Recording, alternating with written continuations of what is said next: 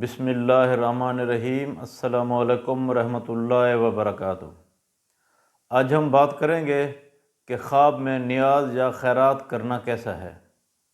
علامہ ابن سیرین رحمۃ اللہ علیہ نے فرمایا ہے کہ اگر کوئی شخص خواب میں دیکھے کہ وہ نیاز دیتا ہے یعنی نیاز تقسیم کرتا ہے تو دلیل ہے صاحب خواب کی دلی مراد پوری ہوگی۔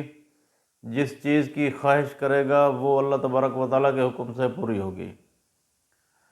اگر کوئی شخص خواب میں دیکھے کہ وہ نیاز پر ختم دیتا ہے تو دلیل ہے صاحب خواب کے روزگار میں ترقی ہوگی، خوشحالی کا باعث ہے۔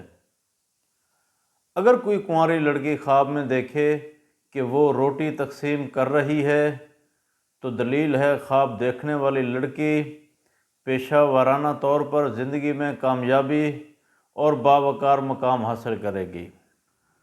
اگر کوئی شخص خواب میں دیکھے کہ وہ گوشت تقسیم کر رہا ہے تو دلیل ہے خواب دیکھنے والے شخص کو بہت زیادہ مال ملے گا اور اللہ تبارک و تعالیٰ اس کے کاموں میں برکت دے گا اور صاحب خواب کو صحت اور تندرستی عطا فرمائے گا۔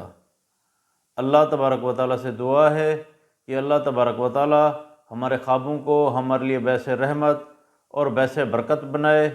السلام علیکم ورحمۃ اللہ وبرکاتہ۔